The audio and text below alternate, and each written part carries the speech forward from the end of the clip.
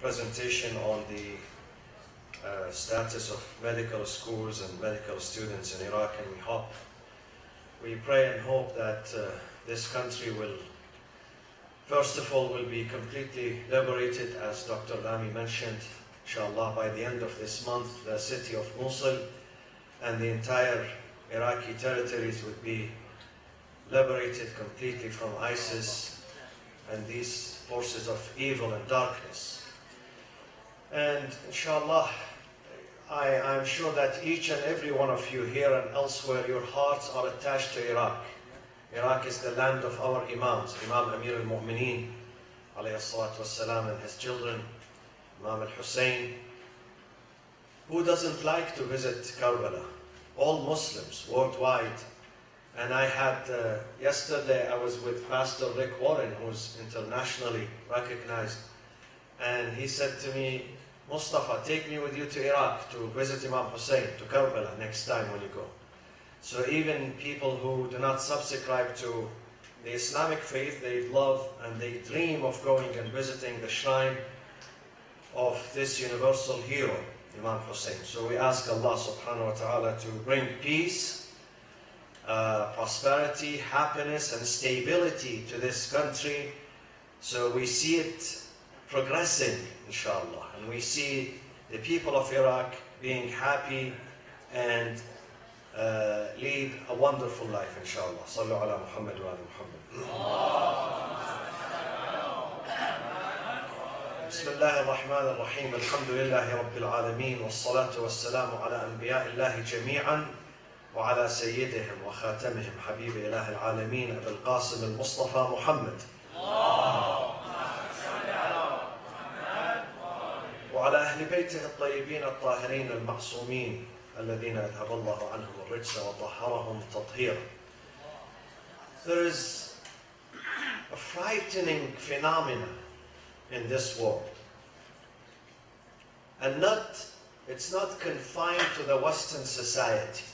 We can see it very visible in the Muslim societies, in the Muslim community in the West, Muslim community in North America, and also in Muslim societies in the Middle East. And that unfortunate phenomena is the phenomena of divorce and the separation and the collapse of the family. This is a disease that is spreading nowadays. And unfortunately, the Muslim community has been affected by this divorce. So tonight I'm going to put in a few points, ways of containing this disease, how we contain it, how we avoid it. There are ways of containing this and trying to get the family together.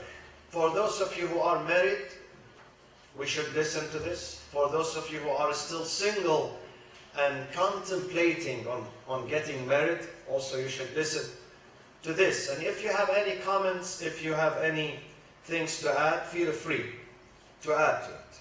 I think the blessings of having family is the most important gift that God has endowed on us. Having family. Family is the source of stability. It's a source of happiness. The Holy Quran says about family and marriage, خَلَقَ لَكُم مِّنْ أَنفُسِكُمْ أَزْوَاجًا لِتَسْكُنُوا إِلَيْهَا. You find rest in your family.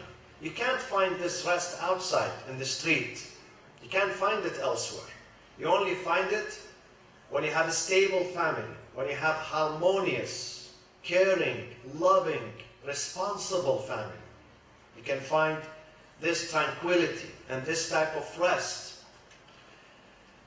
And definitely, the family, a strong and healthy family, contributes into a strong and healthy community and country.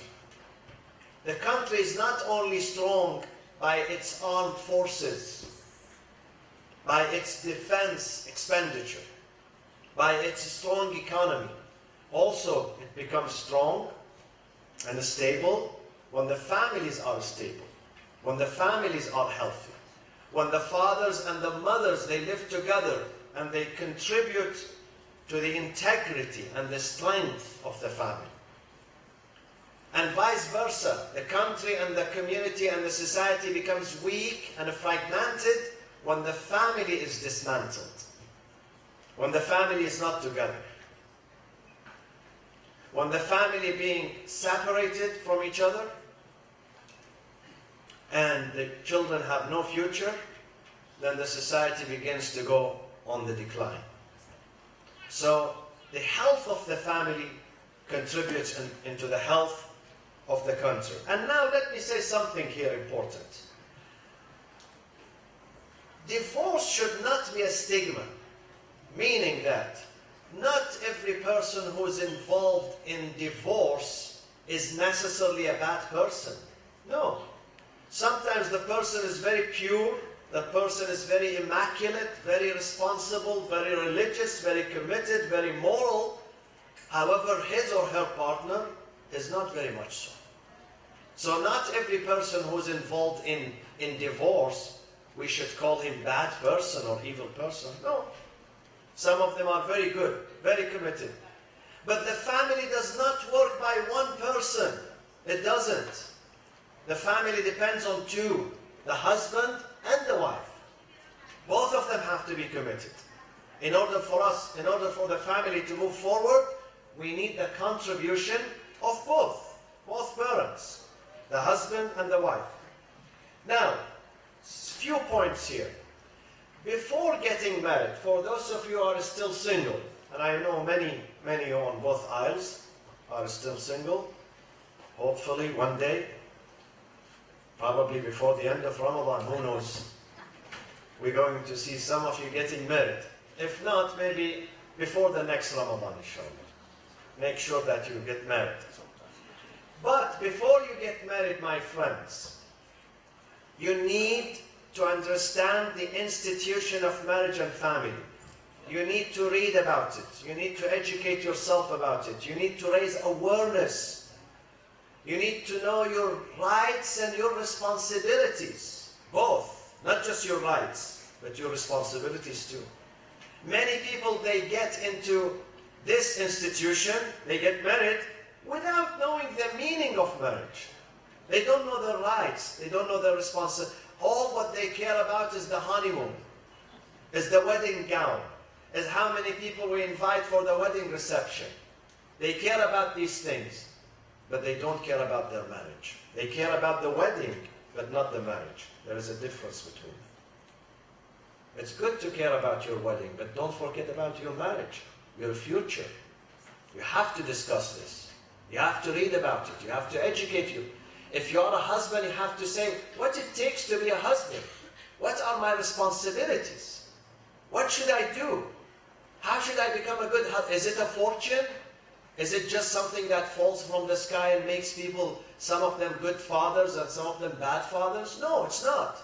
It depends on us, on our will, on our commitment, on our understanding, and on our sense of responsibility.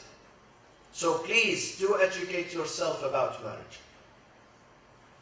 To save your marriage and reduce this evil that is called divorce and disintegration of the family, we have to read about it. We have to research about it. We have to spend time to understand our rights and our responsibilities.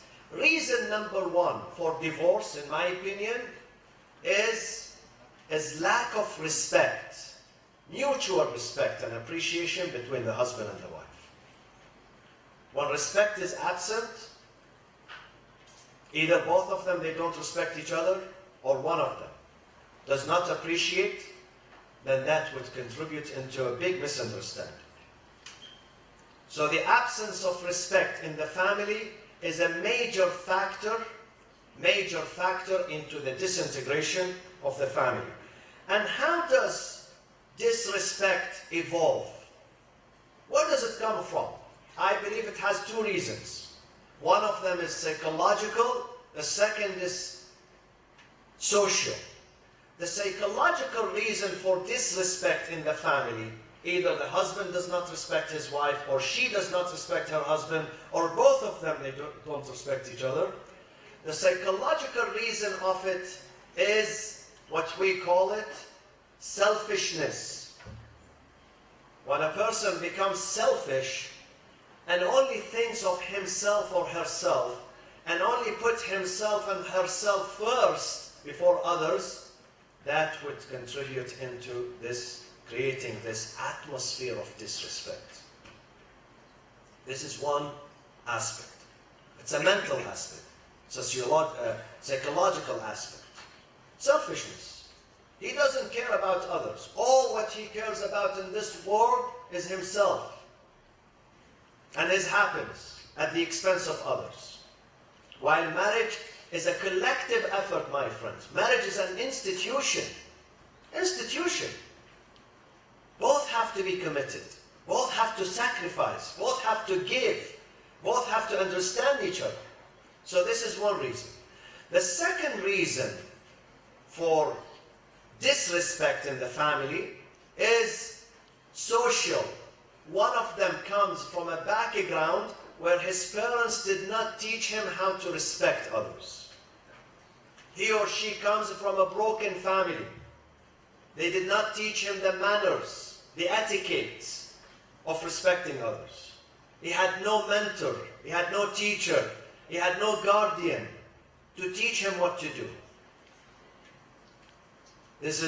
So he doesn't know how to treat his wife, or she doesn't know how to treat her husband, because her parents did not teach her. When she was young, at home, in the family, they did not tell him or her, listen, in this life you are not alone. In this life you have someone else living with you. So you have to respect that person. And that person is a human being. He deserves attention. He deserves appreciation. Nobody told him these things. All what they told him to do, do good at school. Yes, you have to score the highest point, be number one in your class, go to engineering school, medical school, law school, be lawyer, be doctor, but they never told them to be a good human being. Compassionate, forgiving, tolerant. They never. And this is wrong. We have to change this. We, the Muslims who live in this country, we have to tell our children, yes, go to medical school, but at the same time, you have to be a true human being. Tomorrow you're going to be with someone. You're going to take that person from his family, his parents, into your home. So you have to respect that person. That person is a human being. We have to instill these values of compassion and respect in the hearts and the minds of our children when they are young, when they are still young. It's too late when they get to the age of 20 and 25 and 30. It's too late. When they are young, you have to teach them how to respect others. We have to share this life. We are not alone. We share this life now with 7.5 billion inhabitants. All of them are respected in the eyes of God. God says, وَلَقَدْ كَرَّمْنَا بَنِي آدَمَ. We bestowed dignity and honor upon the children of Adam. So we have to respect. The second reason for divorce, my friends, is miser and stinginess. When someone does not spend, when someone generates good income and good money, but he is unwilling to spend on his family. That is a devastating factor. That person is not going to be able to maintain a family, to protect his family. You have to have faith in God. نَحْنُ نَرْزُقُهُمْ وَإِيَّاكُمْ. God says, listen, you are not the sustainer. I am the sustainer who sustain your children and yourself. So don't worry, spend. Give. Don't keep your money for whoever, I don't know whoever. Spend it.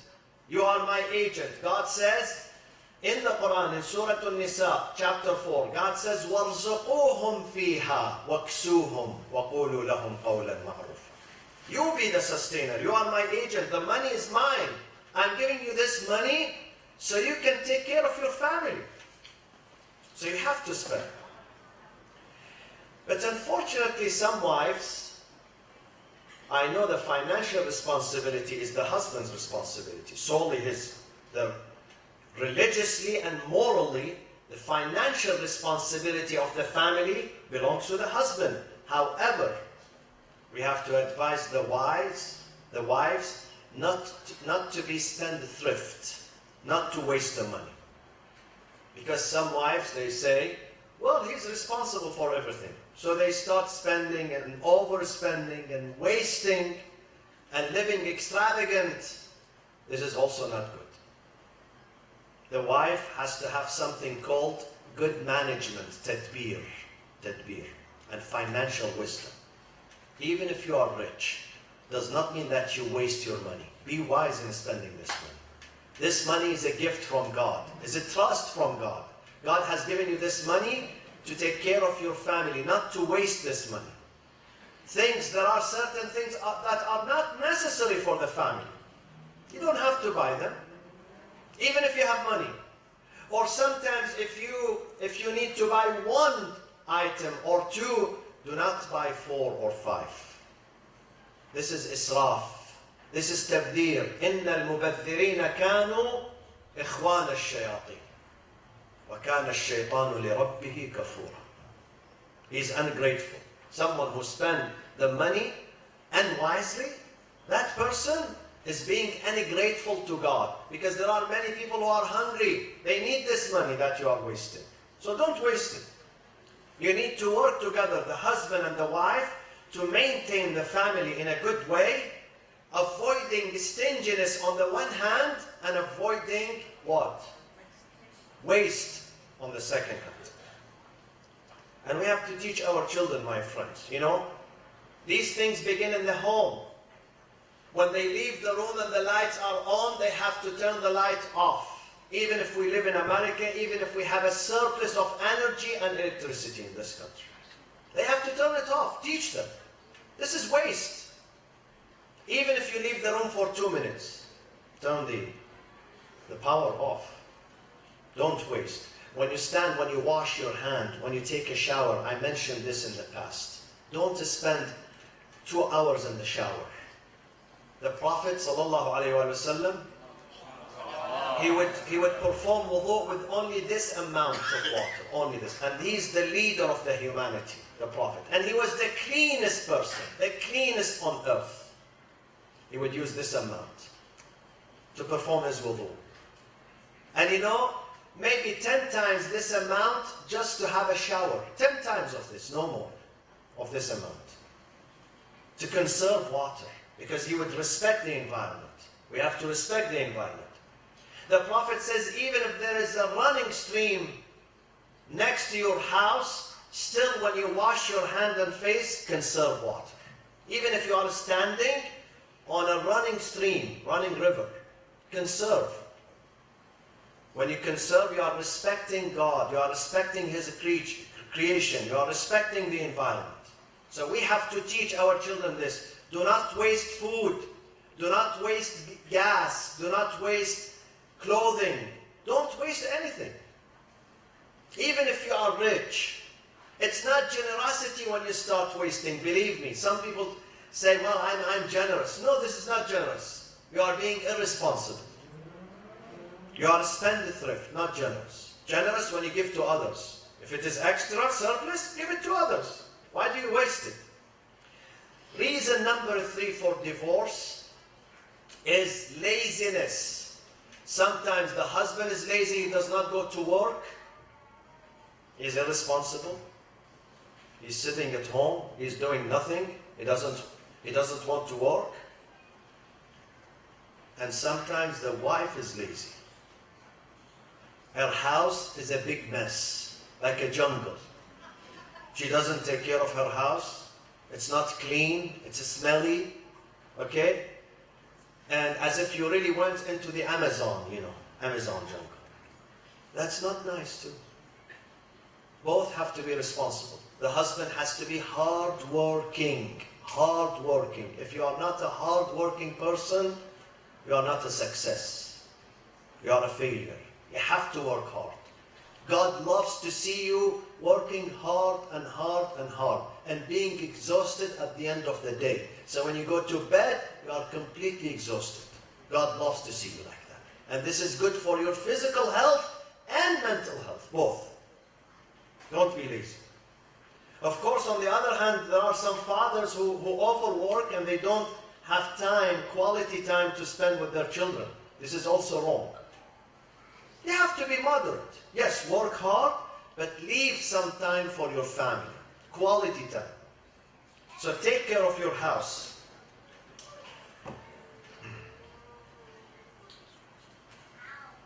The Prophet was asked by women, Ya Rasulullah, you spoke about jihad, men going to the battlefield, carrying weapons, fighting, liberating their land, their country, protecting their communities. How about us? And you said to men, you're going to go to paradise if you do such and such. How about us? He said this brief sentence. He said, Jihadul mar'ati husnul taba'ul. Husbandry. To treat your family in a good way. This is your jihad. This is your sacrifice. This is your battlefield. This is where God wants you to be. Keep your house as a resting station. خَلَقَ لَكُم مِّنْ أَنفُسِكُمْ أَزْوَاجًا لِتَسْكُنُوا. Second, your house has to be an oasis. Oasis of love, peace, tranquility. So when you and your husband and your children and the guest comes to your house, he says, wow, this is a place of peace. I enjoy this environment. They grow mentally. Do not make your house a mess. Do not make it a center for conflict. Neither the husband should do that, nor the wife. Both have to contribute into making the house a garden of Eden. And you can do that. And there are many homes like that, I know. Garden of Eden. The Prophet used to spend his best times when he went to the house of Ali and Fatima alayhim assalam. He said, my best hours when I come to this house. I enjoy the peace because they are never fighting with each other. There is never conflict here. There is no conflict. There is no disagreement. They help each other. They integrate each other. That's the good family. When you stand with your wife and your wife stands with you and you support your children, and you must bring beauty, you must bring happiness, you must bring music into your house. Music, not the music on the radio. Your voice. Some voices are really music. And some voices, Allahu Akbar. So with your voice, with your smile, with your presence, make the house beautiful. Some people, they put, statues, portraits, pictures in their homes to make it beautiful, which is good. But these things would not make the house really beautiful. What makes it really beautiful and attractive is you, your manners, your akhlaq. If your manners are good, your house is the best house. Better than White House, believe me. Especially now, White House nowadays, becomes the real White House. So you have to do that yourself. It's a commitment. Don't throw it at God. Don't say, God made me miserable, I married it. No. Please don't blame God for that. Blame yourself. إن أحسنتم أحسنتم لأنفسكم وإن أسأتم. If you do good, you are doing good to yourself. If you do bad and evil, you are doing it to your own detriment. So this is the month of Ramadan where we change ourselves. Not just we fast, we don't eat, we don't drink. We change. Spiritual transformation, moral transformation. We have to bring about these into our families. Number one, and I conclude with this, the reason for divorce, the absence of communication. Good communication, quality communication, my friends. Nice talk. Many husbands and wives, they are physically together, but mentally they are far from each other. They don't speak to each other. Either they don't speak, or once they speak, they always argue. They always fight. They don't listen to each other. Number one, we have to listen to the other side. We have to listen. Give yourself some time just to listen to what he or she is saying. من علامات الجاهل الإجابة قبل أن يسمع. The Imam said, someone who's ignorant is he does not allow the other party to finish his sentence. He's going to answer him even before he finishes his sentence. Don't do that. Listen. and try to make it beautiful. وَقُولُوا لِلنَّاسِ حُسْنًا. We don't have to fight all the time. We have to control our anger. We have to curb our anger. This is the reason why we are fasting. كُتِبَ عَلَيْكُمُ الصِّيَامُ كَمَا كُتِبَ عَلَى الَّذِينَ مِنْ قَبْلِكُمْ لَعَلَّكُمْ تَتَّقُونَ. So you can curb your desires, your bad habits, your anger. Curb it. Don't speak when you are angry. Leave the house, leave the room, change the subject, turn on the TV, watch President Trump when he speaks. Comedy, you know. Change the subject and then go back to your wife. And when you sit, you have to incorporate reason. الرحمن خلق الإنسان. الرحمن خلق الإنسان علمه البيان. Reason. We have reason. Animals do not have reason. We have been endowed with this gift of reason. So we have to incorporate and utilize this reason. At the time of argument, stay away. Leave. Leave. You don't have to answer every time. There is a story that says, and also apologize to each other. Some people, they offend, but they become arrogant. They don't go and say, I'm sorry. They don't. Because I'm a man. A man cannot say, I'm sorry. No. Say, I'm sorry if you are wrong. In fact, they say, if someone says, I'm sorry when he is wrong, that person is called an honest person. And if someone says, sorry when he's not sure, that person is called a wise person. And when a person says sorry even when he's right, that person is called husband. So even when you are right, say sorry to your wife. If you are waiting for good iftar, delicious one, you have to keep saying sorry. You have to keep saying, I love you. Otherwise, you stay out. You eat in the restaurant. So my friends, these are the things. We need to be, listen to me, a Shia community in the eyes of God is not the community that only prays and fasts. No. It's the community that stays together. A family that is healthy. A family that respects each other. A family that stays away from conflict. That is a Shia family. That's a Shia community. And we have to work on these areas during this holy month. Through meditation, through supplications, through prayers, through Quranic recitation, through dua in the middle of the night. Ask God to make you a better husband, a better wife, a better son, a better community member, a better servant. Ask God. And it happens, believe me. These things are not impossible, neither miracles. It happens. If we follow the path, we can reach our destination, inshallah.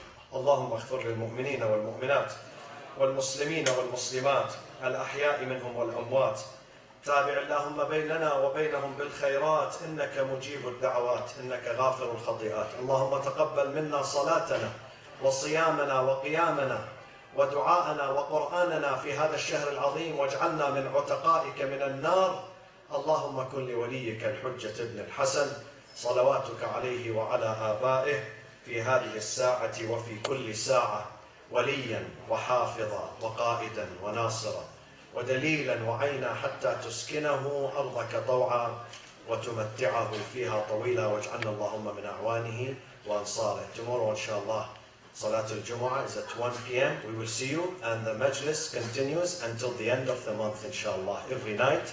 وصلى الله وسلم على سيدنا محمد وإلى شهداء الإسلام وشهداء الحشد الشعبي الفاتحة مع الصلاة على محمد وآل محمد.